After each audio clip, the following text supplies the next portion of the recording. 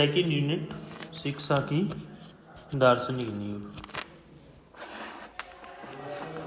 यानी ये कह रहे कि जो दर्शन है, दर्शन संस्कृत के दृश्य धातु से बना हुआ है। मतलब दर्शन का मतलब क्या है, एक छोटा सा अगर उस पर बात करें, सामान्य सा अर्थ अगर देखें तो दर्शन का एक सीधा सा अर्थ निकलता है देखना। लोगों ने अलग अलग चीज़ों के लिए दर्शन को भौतिकी या आध्यात्मिक रूप में इसको बताया भी है, भौतिक रूप में भी और आध्यात्मिक रूप में भी।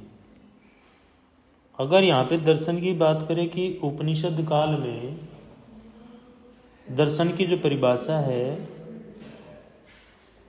वो सत्य को देखा जाए तो मतलब जो सच है अगर उसको ही देखा जाए, सच को ही देखा जाए, सच को ही दर्शन मानते थे कि वो ही दर्शन है। सभी ने अपनी अपनी परिभाषाएं दी हैं। जैसे डॉक्टर सर्वपल्ली राधाकृष्णन है, उन्होंने भी अपनी परिभाषा दी है कि अगर दर्शन का स्वरूप देखें, उसकी वास्तविकता देखें तो तार्किक विवेचन है। मतलब तार्किक मतलब खोजना, खोज करना है।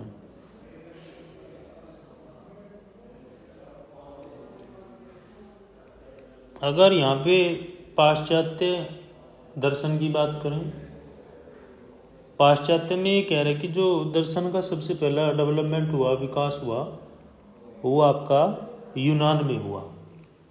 कहाँ हुआ? यूनान में। इन्होंने कहा कि जब शुरुआत में दर्शन का जो क्षेत्र था, जो एरिया था, वो क्या था? व्यापक था, बड़ा था। लेकिन जैसे जैसे ज्ञान के क्षेत्र में डेवलपमेंट होता चला गया, विकास होता चला गया, दर्शन जो है अनुशासन के रूप में सीमित हो गया। क्या हो गया? फिर संकुचित हो गया। वो पहले क्या था? व्यापक था। और जैसे जैसे नॉलेज बढ़ती चली गई वैसे वैसे दर्शन क्या है? सीमित होता चला गया। क्यों? क्योंकि दर्शन के साथ अनुशासन जुड़ गया। और जैसे दर्शन के साथ अनुशासन जुड़ा तो वो सीमित हो गया। तो ये डॉक्टर सर्वपल्ली राधाकृष्णन कहते हैं, उनके अनुसार है ही। ऐसे ही अरस्तु के अनुसार है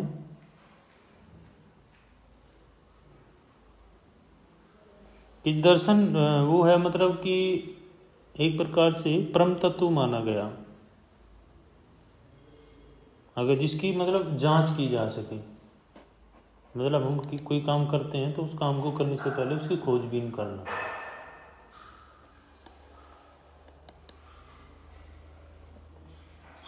दर्शन की आवश्यकता पड़ती क्यों है? एक हेडिंग है इसमें, दर्शन की आवश्यकता। दर्शन की आवश्यकता पड़ती क्यों है? क्योंकि ये चिंता से जुड़ा हुआ है, चिंतन से जुड़ा है, चिंतन का बुनियादी ढांचा है।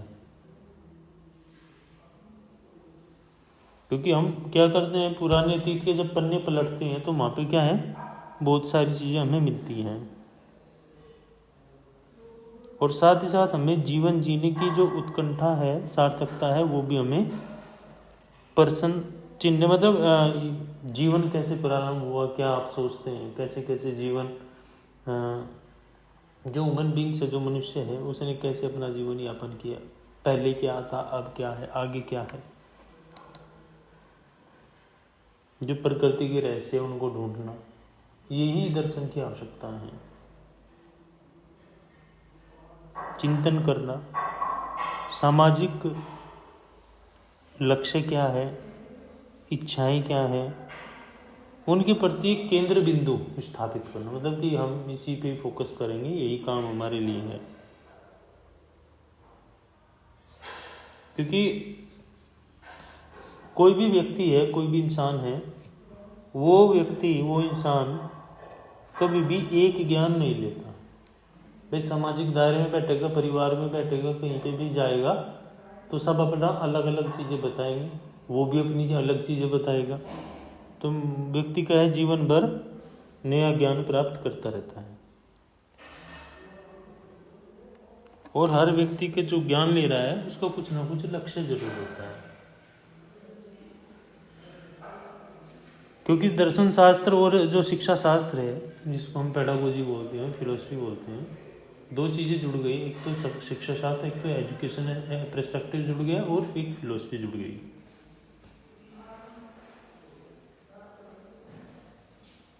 ये कहते हैं कि जो बच्चे होते हैं, जो विद्यार्थी होते हैं, स्टूडेंट होते हैं, उनके लिए दर्शन जरूरी है, दर्शन और शिक्षा शास्त्र, क्योंकि वो बहुत ही जरूरी है। उसके कई कारण हैं। क्या है? इन्होंने कारण भी बताए क्यों जरूरी है। तो सबसे जो पहला है कि जीवन को उपयोगी बनाने के दृष्टिकोण से, जीवन को उपयोगी बनाने के दृष्टिकोण से, अगर भारतीय और पाश्चात्य दर्शन की बात करें तो इसमें कहा कि जो इनके विचार हैं, जो दर्शन की आवश्यकता है, वो सबसे पहले जीवन में, सबसे पहले किसके लिए है शुरू? जीवन के लिए।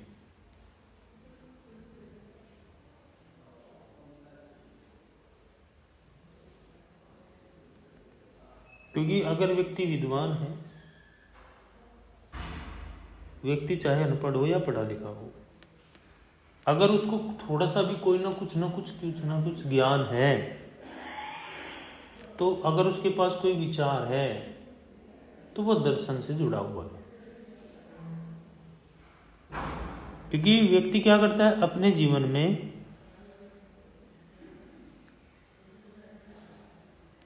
जो अतीत की जो घटनाएं हैं उनको याद करके अपने जो आगे आने वाली घटनाएं हैं उन पर काम करने की कोशिश करता है कि जो मैंने पहले किया उसमें और थोड़ा सा सुधार करूं और अच्छा करूं, चाहे वो काम के प्रति हो, चाहे वह अपने लिए हो। क्योंकि ये उपयोगी इसलिए भी है क्योंकि ये जीवन को एक दृष्टिकोण देता है। क्योंकि यहाँ पे जीवन के साथ साथ क्या जगह? अनुभव। तो अनुभव में ही आ जाएगा। अगर किसी कोई भी व्यक्ति अच्छा है और अच्छी बातें कह रहे हैं, आप क्या करते हैं? उसकी बातें सुनते हैं, जानना चाहते हैं। भाई कोई फैमिली में कोई नया मेंबर कोई आ जाओ और उससे सारी चीज़ें पूछेगा, आप कहाँ से आए, कौन है, क्या करते हैं, है ना, जानते ना। वो अपनी बात बताना शुरू कर, ये तो बहुत अच्छी बात बताते हैं, ये तो बहुत अच्छी वो व्यवहार है इनका। तो हम क्या करते हैं? वहाँ से भी सीखने की कोशिश करते हैं और यही एक जीवन दर्शन बन जाता है। क्या बन जाएगा? जीवन दर्शन। दूसरा जो कारण बताया इन्होंने अर्थव्यवस्था के दृष्टिकोण से, अर्थव्यवस्था, फाइनेंशियली, क्योंकि दर्शन का जो रूप मिलेगा वो अर्थव्यवस्था के रूप में भी मिलेगा, जिसे हम आर्थिक दर्शन बोलते हैं, फाइनेंशियल फिलोसफी बोलते हैं। क्योंकि आर्थिक क्रियाओं के आधार पर ही एक प्रकार का नियंत्रण होता है, कंट्रोल। क्योंकि इसका जो प्रयोग होगा वो व्यक्तिगत होगा,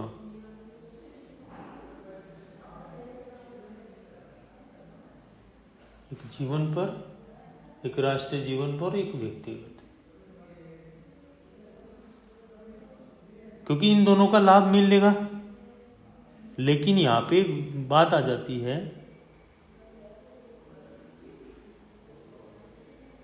कि अगर एक विचार, एक व्यवहार एक समान है, भाई हम कोई काम कर रहे हैं, हमें कुछ बेनिफिट हुआ, हमने किसी और को भी दे दिया, भाई चलो भाई इसको भी दे दो थोड़ा बहुत, दूसरे को भी दे दो थोड़ा बहुत। एक तो वहां पे विचार बदल गया कि नहीं देना, कि मुझे बेनिफिट हुआ, मैं तो किसी को दूंगा नहीं या दूंगी नहीं।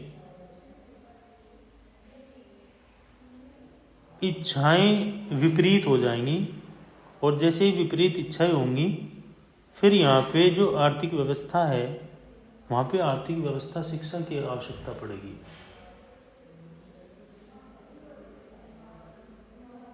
तो यहाँ पे एक चीज और है, अगर आपका व्यक्तिगत और राष्ट्रीय योजना एक जैसी है तो वो दर्शन आपका सही है। भाई आपने 100 रुपये कमाए और 100 रुपये कमा करके आपने सोचा कि कुछ तो 90 रुपये मैं अपने पास रखूँ, 10 रुपये मैं किसी को दे दूँ, जो गरीब है, जो वांछित तबका है उसको मैं दे दूँ। आपने दे दिया तो वो क्या है, वो एक आधार बनेगा इसके जीवन का, राष्ट्रीय जीवन का और आपका, वही दर्शन है। यानी आपने दूसरे के बारे में सोचा।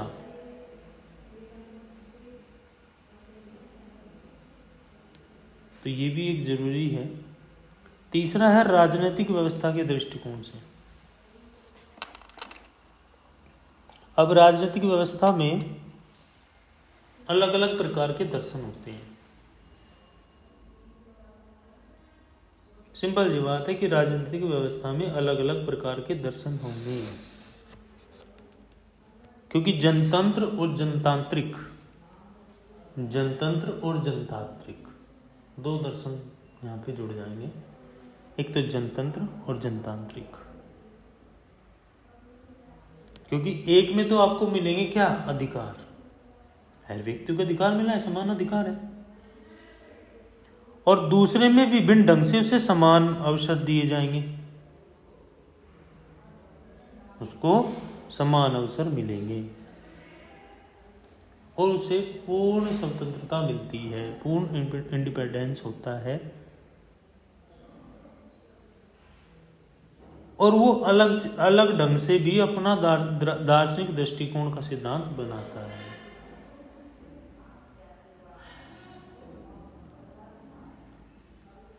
क्योंकि जैसे ही राष्ट्रीय मुद्दों या राष्ट्रीय मूल्यों का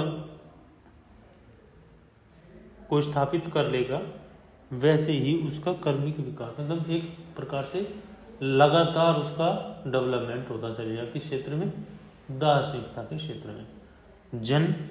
जनतंत्र और जनतांत्रिक, जनतंत्र और जनतांत्रिक दर्शन, एक समान अधिकार, समान अवसर, पूर्ण स्वतंत्रता, तीन चीजें लेके चल रहा है, समान अधिकार, समान अवसर और पूर्ण स्वतंत्रता। यही दृष्टिकोण का अलग अलग सिद्धांत है। नेक्स्ट है शैक्षिक विकास की दृष्टिकोण, शैक्षिक विकास के दृष्टिकोण से, शैक्षिक विकास के दृष्टिकोण से, क्योंकि संस्कृति जो है, जो कल्चर है, वो जीवन जीने की एक कला है और तरीका भी है।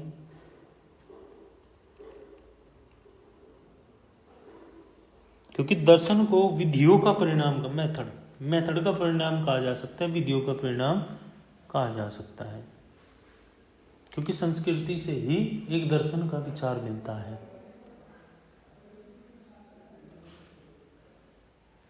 क्योंकि जो भारतीय संस्कृति है, जो इंडियन कल्चर है, जो इंडियन कल्चर का जो ज्ञान है, उसके दर्शन से होता है कि यहाँ की फिलोसफी कैसी है, यहाँ के लोग कैसे हैं, यहाँ पे वेशभूषा कैसी है, आचार विचार कैसे हैं। क्योंकि जो भारतीय परंपरा है,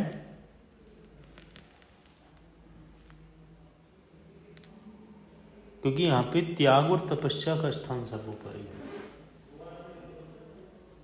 त्याग और तपस्या का स्थान सबसे सर्वोपरि है। क्योंकि भारतीय दर्शन में योगवादी आदर्श पाए जाते हैं। योगवादी मतलब,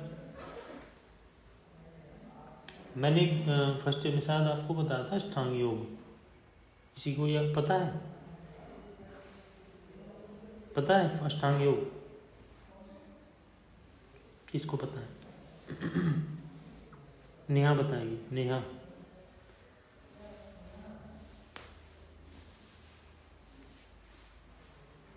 नेहा आवाज आ रही है?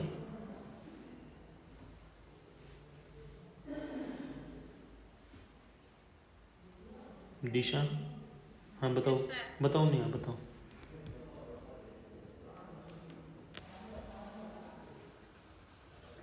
सर क्या? मैंने एक फर्स्ट ईयर में आपको अष्टांग योग बताया था, पता है? सर नहीं, सर किसको याद नहीं है। किसको पता है? दिशा,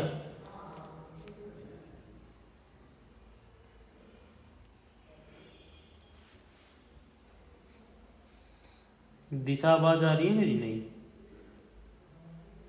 यस सर। पता है अष्टांग योग का? No sir.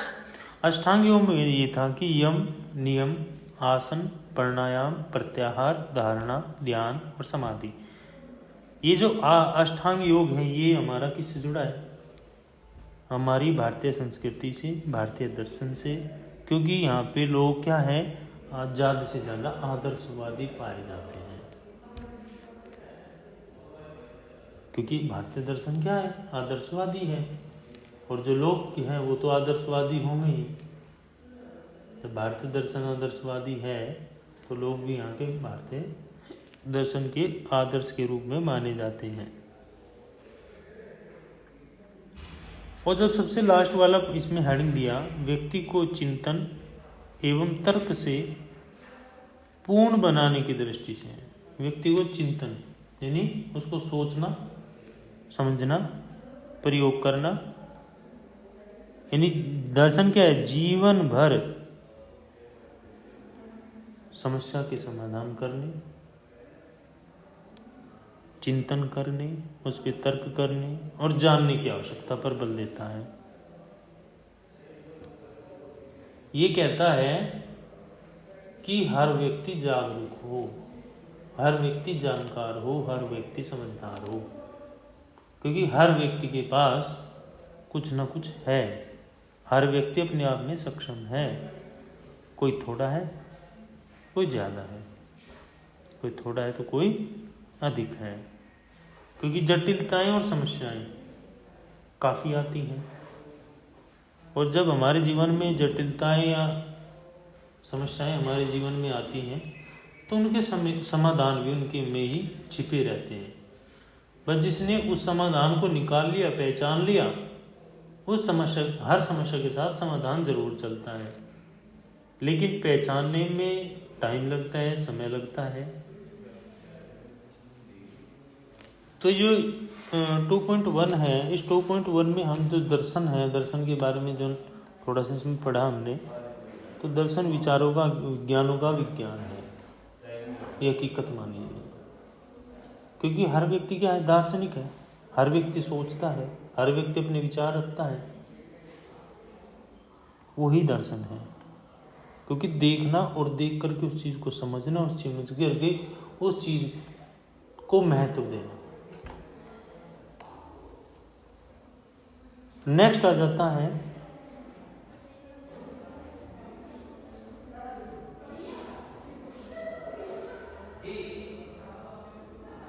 जाता है इसमें डिफरेंट एजुकेशनल फिलोसफी आइडेंटिफिकेशन। इसमें आपके जो आदर्शवाद है, प्रकृतिवाद है, व्यवहारवाद है, मानववाद है, तो उस पर एक अवलोकन यानी एक ऑब्जर्वेशन, एक ओवरव्यू। अगर यहाँ पे छोटी सी बात करें कि आदर्शवाद का अर्थ होता क्या है,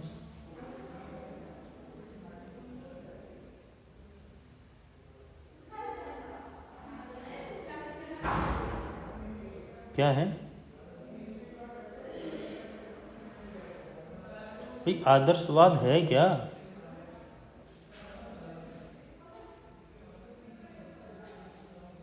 आदर्शवाद कहता है कि जो भौतिक संसार है वो वास्तविक नहीं है।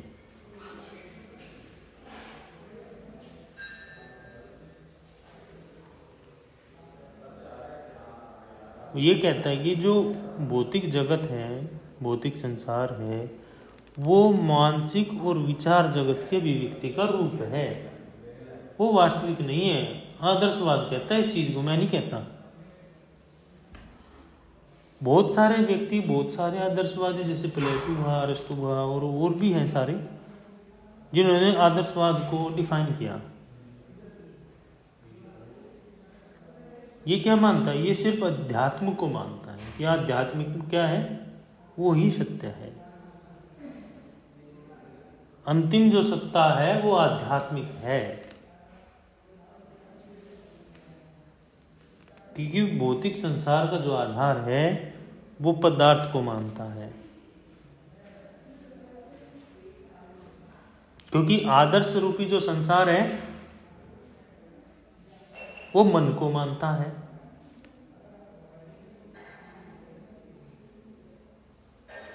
क्योंकि जो विज्ञान है, ये विज्ञान को कह रहा है। भौतिक क्या मतलब? विज्ञान।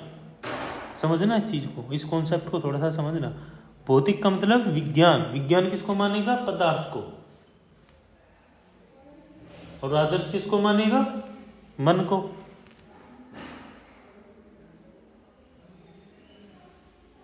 और इन्होंने स्पष्ट किया कि जो भौतिकवाद है वो पदार्थ को मन से पहले की वस्तु मानता है।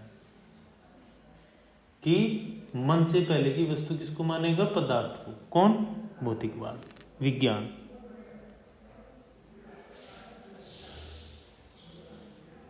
तो ये इसमें ऐड हो जाएगा यहां पे कि अगर निकाले इसका थोड़ा सा अर्थ निकाल ले, अगर दर्शन की विचारधारा से अर्थ इसका अर्थ निकाल ले, तो मन और उसकी क्रियाएं कैसे? जैसे विचार हो गया, चेतना हो गई, तर्क हो गया, अनुभव हो गया, ये क्या है? आदि को वास्तविक सत्ता मानता है।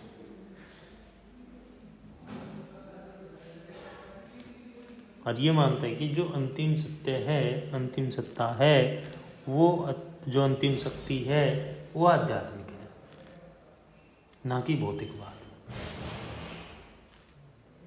आए ना समझ में आदर्शवाद? थोड़ा सा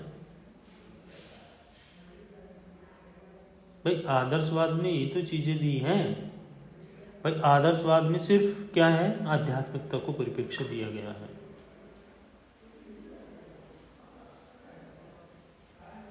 इसकी आप डेफिनेशन, इसकी आप परिभाषाएं कितनी पढ़ सकते हो, सबके अलग अनुसार दी गई हैं। क्योंकि ये सिर्फ आध्यात्मक पर ही बल देता है। और इसके मूल सिद्धांत हैं, जो आदर्शवाद के कुछ मूल सिद्धांत भी हैं। जैसे सबसे पहला जो सिद्धांत है, ये कहता है कि जो मनुष्य है और जो प्रकृति है,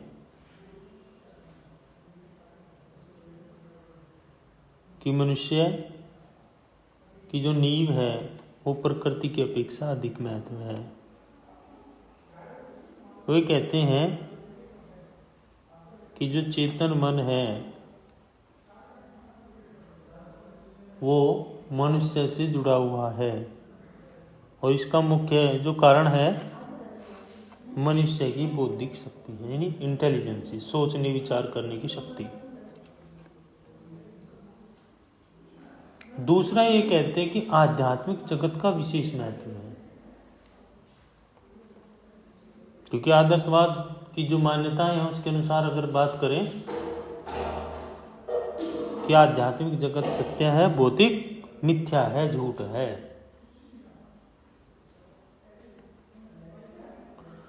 नेक्स्ट कह रहा है कि आध्यात्मिक मूल्यों का विशेष महत्व। क्या है? आध्यात्मिक मूल्यों का विशेष महत्व। कि आदर्शवादी मान्यताएं जो हैं वो आध्यात्मिक मूल्यों को महत्व देती हैं। ये सत्यम शिवम सुंदरम पर जोर देता है।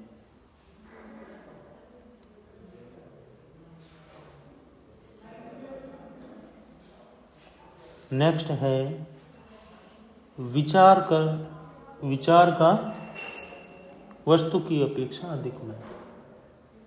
विचार का क्या है? वस्तु की अपेक्षा अधिक महत्व। क्योंकि इनका विचार शाश्वत है। इनका विचार ये कहते हैं कि वह नष्ट नहीं होते, लेकिन जो भौतिक है ये कहते हैं कि आध्यात्म जो है नष्ट नहीं होता, लेकिन जो भौतिक है वो नष्ट हो जाएगा।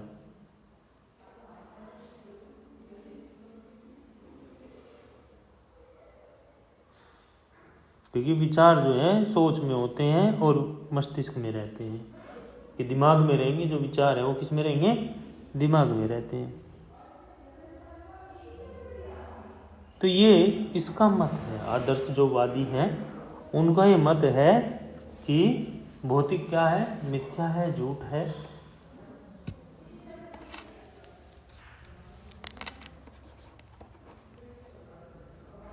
नेक्स्ट इन्होंने कहा कि आत्मा और परमात्मा का अनादि अनंत अस्तित्व है।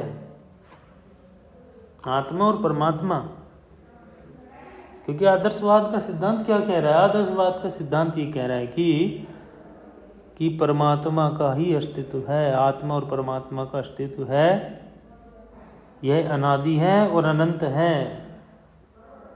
क्या है? अनादि है, अनंत है।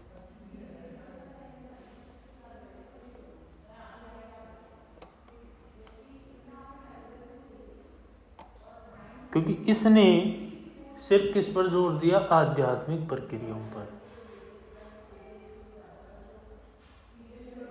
इन्होंने आत्मानुभूति पर बल दिया।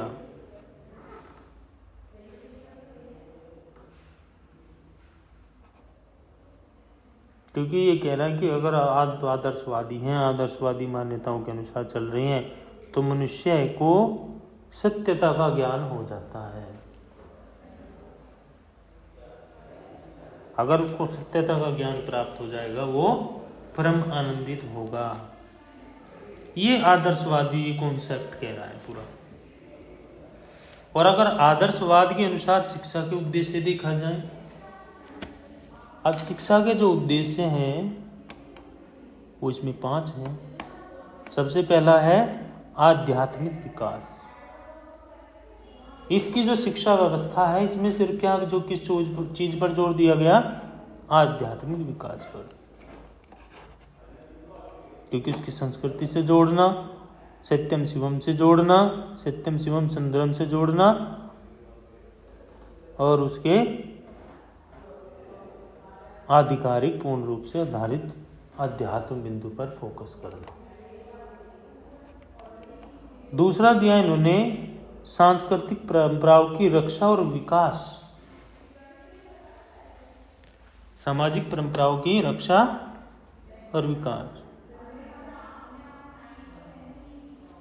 क्योंकि आदर्शवाद क्या कहता है कि ईश्वर सबसे महान और सुंदर कृति समझता है। ईश्वर क्या है?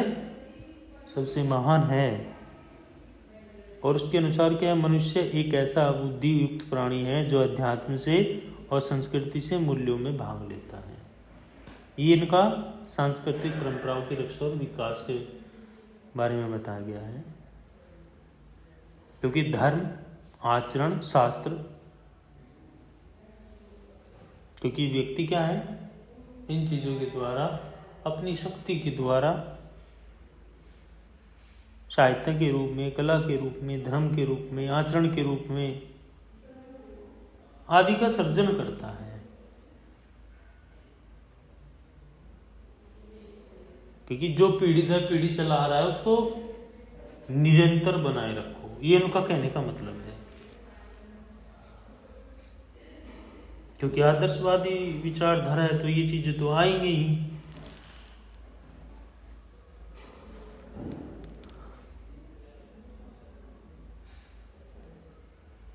नेक्स्ट आ जाता है व्यक्ति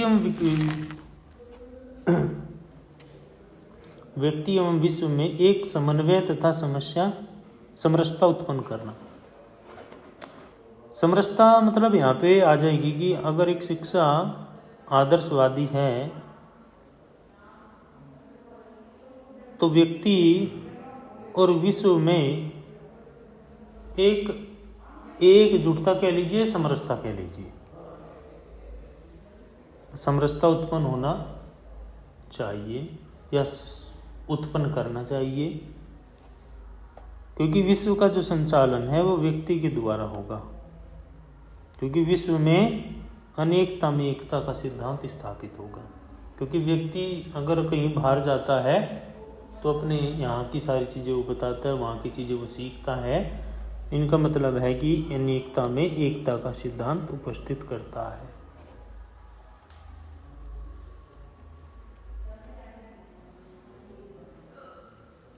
तो ये विवेकशील और बुद्धिमत्ता को प्रभावित करता है।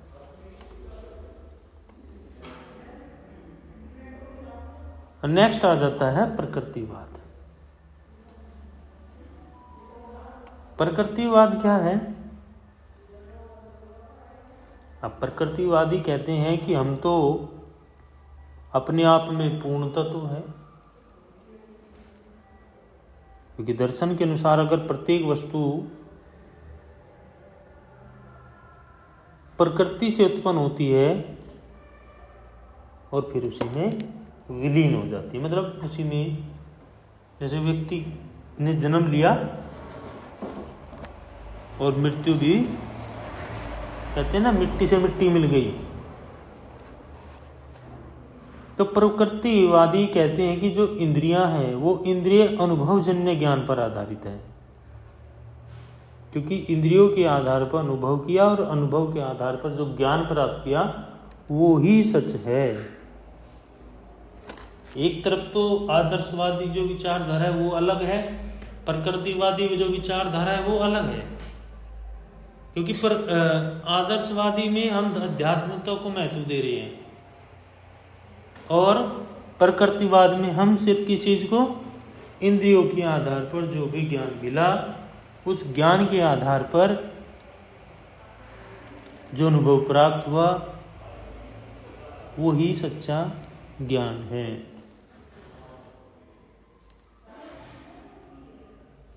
ये कह रहा है कि अगर सच्चा ज्ञान लेना है तो व्यक्ति को, मनुष्य को खुद निरीक्षण परीक्षण करना चाहिए। खुद क्या करना चाहिए? निरीक्षण परीक्षण। ये कहता है कि जो मनुष्य है उसकी एक प्रकृति होती है,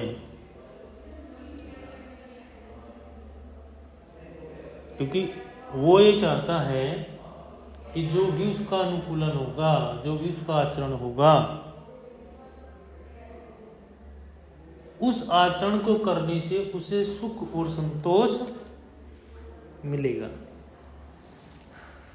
भाई हमने कोई मूवी देखी, अब दो व्यक्ति बैठे,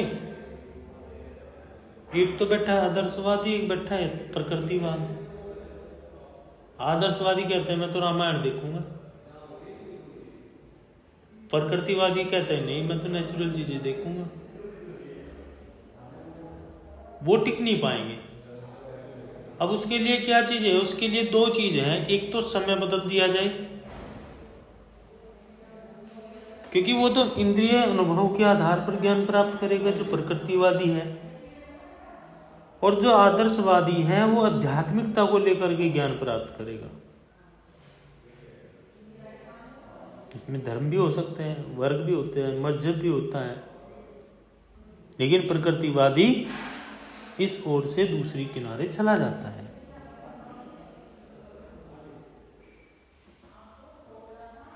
कि ये कहते हैं कि जैसा जो मनुष्य है और जो मनुष्य की प्रकृति है खुद की, उसी के अनुकूल आचरण करना चाहिए, व्यवहार करना चाहिए।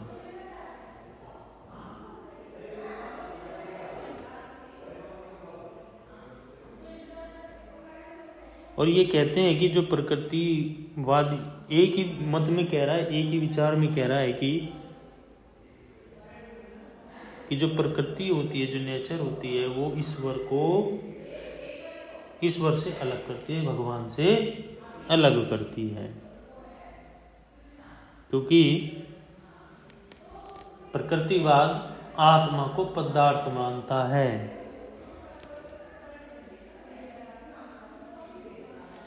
विज्ञान का मतलब यहाँ पे भौतिक जो आया, भौतिक वो क्या है? विज्ञान है। यानी विज्ञान। भौतिकवाद का मतलब विज्ञान यानी भौतिक तत्व। और अपरिवर्तनशील नियमों को सर्वोच्च मानती है, जिनमें हम कोई परिवर्तन नहीं कर सकते। तो सबके अपने अपने मतलब प्रकृतिवाद क्या करता है, आदर्शवाद के विपरीत होता है। क्या होता है, आदर्शवाद के विपरीत। और विश्वास करता है किस पे, अंतिम वास्तविक भौतिक।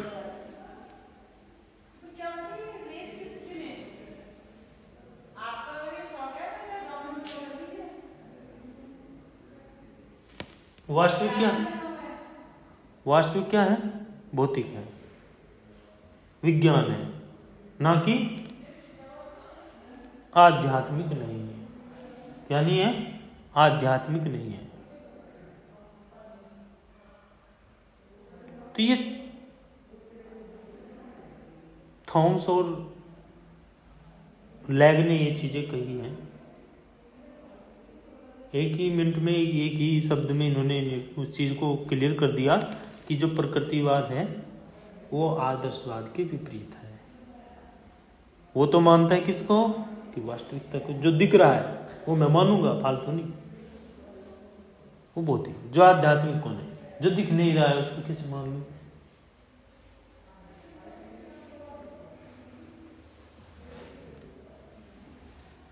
प्रकृतिवाद के रूप भी हैं,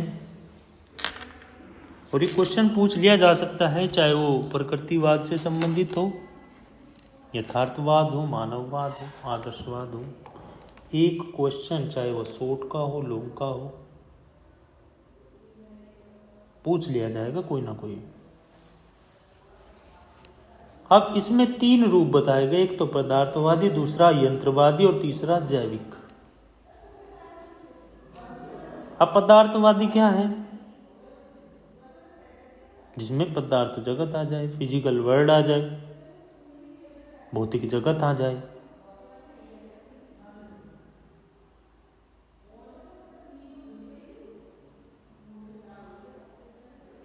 दूसरा यंत्रवादी,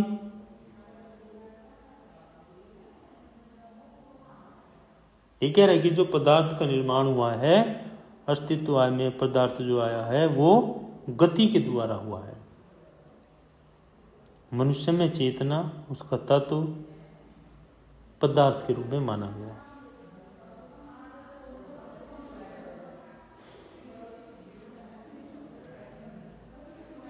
क्योंकि इसका जो संचालन होगा वो बाह्य प्रभावों का पड़ेगा। बाहर जैसे हम जो सीखते हैं उसका सीधा सा फर्क हमें अपने ऊपर दिखाई दे सकता है। और इसको हम एक नाम और दे देते हैं, व्यवहारवादी मनोविज्ञान।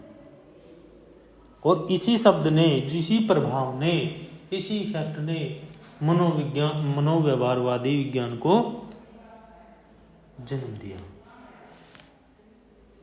और तीसरा है जैविक प्रकृतिवाद।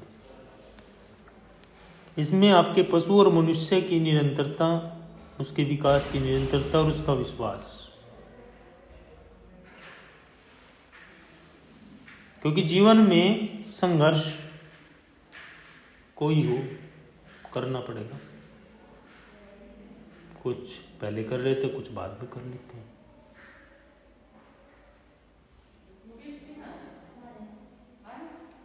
क्योंकि संघर्ष से ही अस्तित्व का सिद्धांत बना है। कुछ ने कम समय में कर लिया, कुछ ने ज्यादा समय में कर लिया। करना सबको संघर्ष के लिए। जैसे पशु है, पक्षी है, मनुष्य है, वह रोटी चाहिए तो संघर्ष करना पड़ेगा ना, बनानी तो पड़ेगी। या बनी, वो आटा दिखा और बन गई, वो संघर्ष तो है ही। चाहे उसमें छोटा है चाहे उसमें बड़ा है, तो वो जैविक प्रकृतिवाद के रूप में आ जाएगा। इसमें प्रकृतिवाद के मूल सिद्धांत भी बताए गए, मतलब जो नेचुरलिज्म है, जो प्रकृतिवाद है, उसके मूल सिद्धांत भी बताए गए हैं।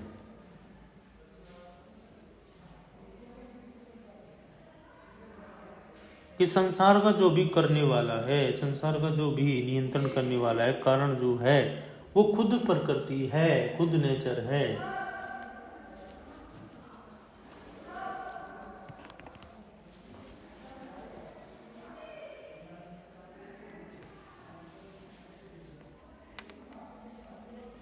क्योंकि प्रकृति की जो रचना होगी वह संयोग से होती है।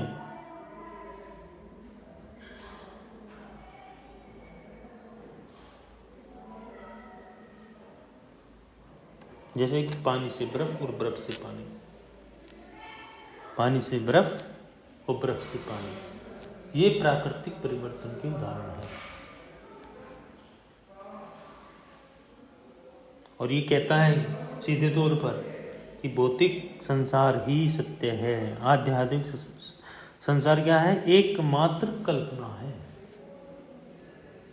जैसे स्वप्न देखते हैं ना, तो सारी रात घूमते रहे स्वप्न में मुंबई में, और फिर कहते हैं चारपाई पे लेटे हैं, तो वो क्या है? स्वप्न है, कल्पना है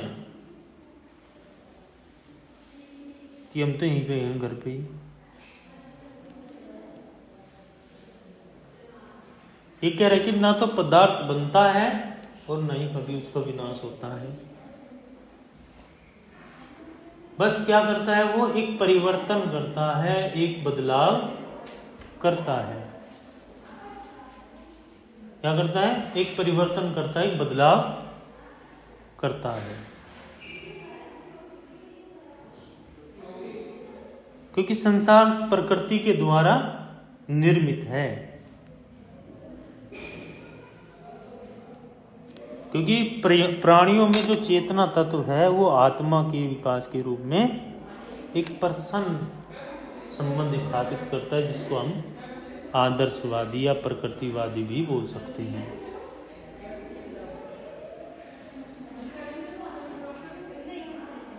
क्योंकि जो प्रकृति के जो पदार्थ बनेगा वो परमाणु, इलेक्ट्रॉन, प्रोटॉन तथा न्यूट्रॉन के संयोग से बनेगा। क्योंकि इसकी क्रियाशीलता पाई जाती है। और इसका कारण क्या है? इसका कारण है जीव में चेतना का विकास करना। क्योंकि हमने अगर इसमें जाना है तो यही चीज जानी है कि प्रकृतिवाद कभी भी आध्यात्मिक संसार को नहीं मानता। वो सिर्फ किसको मानेगा? भौतिक संसार को।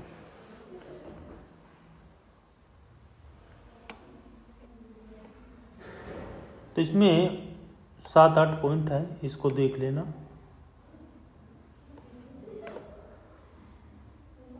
कल हम व्यवहारवाद पर बात करेंगे। व्यवहारवाद और व्यावहारिकता के सिद्धांतों पर देखेंगे, उस पर बात करेंगे। ये तो दोनों आइडियलिज्म है और ये नेचुरलिज्म है। इन दोनों को देख लेना। इस पर अगर किसी को कोई क्वेश्चन हो तो पूछ लेना।